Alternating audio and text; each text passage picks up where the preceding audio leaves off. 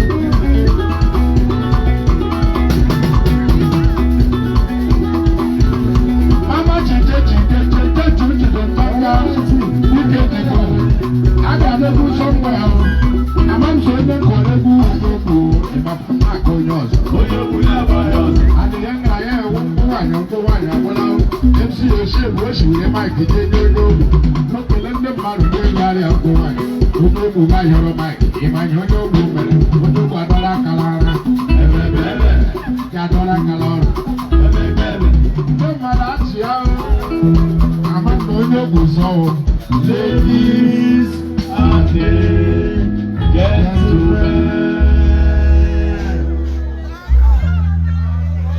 All right, ladies and gentlemen, that is very wonderful.